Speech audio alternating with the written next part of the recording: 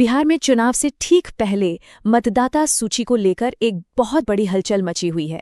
ये कोई routine update नहीं है, बल्कि एक ऐसा अभियान है जो लाखों लोगों के वोट देने के अधिकार पर सवाल खड़े कर सकता है। तो आइए आज इसी को समझते हैं कि आखिर बिहार में हो क्या रहा है। हम सब जानते हैं कि भारत दुनिया का सबसे बड़ा लोकतंत्र है और यहाँ वोट देने का अधिकार सबसे बुनियादी हक है। लेकिन हाल ही में आए एक आदेश ने इस हक को ही एक बड़ी परीक्षा में डाल दिया है, जिसका असर लाखों लोगों पर पड़ सकता है।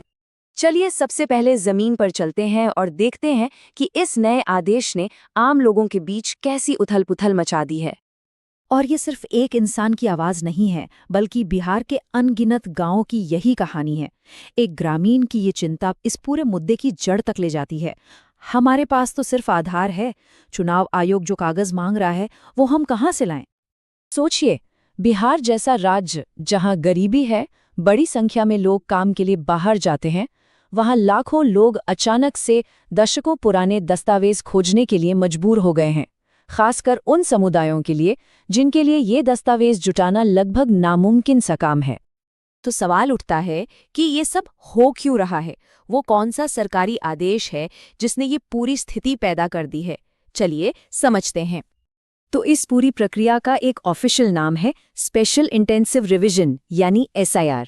अब आसान भाषा में इसका मतलब यह है कि चुनाव अधिकारी हर घर जाएंगे और हर एक वोटर की एलिजिबिलिटी मतलब उनकी पात्रता की फिर से जांच करेंगे।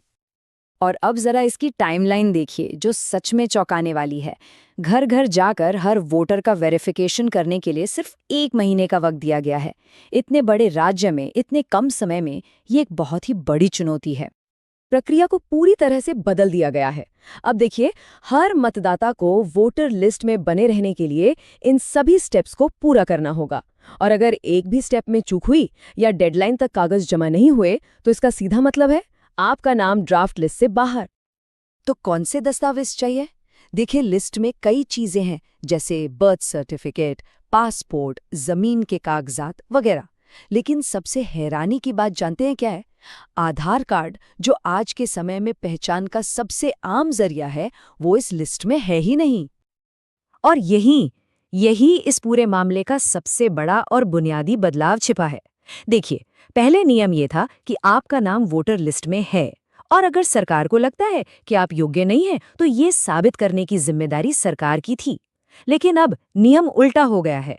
अब ये माना जाएगा कि आप लिस्ट से बाहर हैं जब तक कि आप खुद ये साबित नहीं कर देते कि आप वोट देने के योग्य हैं। मतलब सारा का सारा बोझ अब आम नागरिक पर डाल दिया गया है। अब जाहिर सी बात है, इतने बड़े बदलाव को अदालत में चुनौती तो मिलनी ही थी। तो देखते हैं कि कानूनी तौर पर क्या तर्क दिए जा रहे हैं। एसोसिएशन फॉर डेमोक्रेटिक रिफॉर्म्स यानी ADR इस मामले को सुप्रीम कोर्ट ले गई है। उनका साफ कहना है कि ये आदेश लोगों के मौलिक अधिकारों का हनन है। और ये कोई छोटा मोटा मामला नहीं है। अंदाजा है कि बिहार के लगभग 4.74 करोड़ वोटर्स को वोटर लिस्ट में बने रहने के लिए नए सिरे से कागज जमा करने होंगे। ये संख्या ही बताती है कि ये मामला कितना बड़ा और गंभीर है। ये चार्ट देखिए, ये एक बहुत बड़ी सच्चाई हमारे सामने रखता है। चुनाव आयोग कह रहा है कि जन्म प्रमाण पत्र लाइए, लेकिन नेशनल फैमिली हेल्थ सर्वे के आंकड़े बताते हैं कि बिहार में 2001 से पहले पैदा हुए लोगों में बर्थ सर्टिफिकेट ना के बराबर लोगों के पास है। तो फिर लोग ये दस्तावेज लाएंगे कहाँ से? तो याचिकाकर्ता अदालत में क्या कह रहे हैं? उनके तर्क बिल्कुल सीधे और साफ हैं। वो कह रहे हैं कि ये कदम असंवैधानिक है, इसकी टाइमलाइन प्रैक्टिकल नहीं है और इसका सबसे बुरा असर समाज के सबसे कमजोर तबकों, गरीबों, मजदूरों, महिलाओं और हाशिए पर मौजूद समूहों पर पड़ेगा। उन्हें डर है कि ये भारत के इतिहास में लोगों को वोटिंग के अधिकार से वंचित करने का सबसे बड़ा मामला बन सकता है। इस पूरी तस्वीर को और साफ साफ समझने के लिए जरा पुराने और नए सिस्टम की तुलना करते हैं।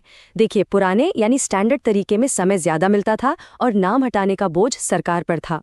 आप लिस्ट में है, यही डिफॉल्ट था। लेकिन अब इस नए विशेष संशोधन में समय बहुत कम है और अपनी पात्रता साबित करने का बोझ नागरिक पर है। अब डिफॉल्ट यह है कि आप लिस्ट से बाहर हैं जब तक कि आप खुद को फिर से वेरीफाई ना करा लें। अच्छा, अब सिक्के का दूसरा पहलू भी देख लेते हैं।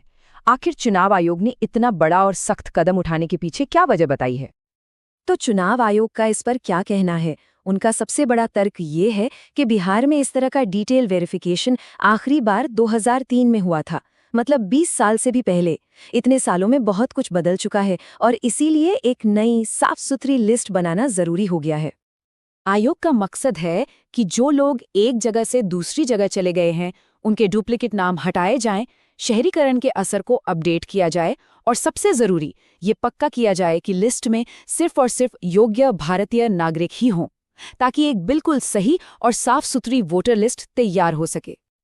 अपने आदेश में आयोग ने बहुत जोर देकर ये बात कही है कि ये उनका संवैधानिक दायित्व है, उनकी कॉन्स्टिट्यूशनल ड्यूटी है कि वो ये सुनिश्चित करें कि वोटर लिस्ट में सिर्फ भारतीय नागरिक ही रजिस्टर हों।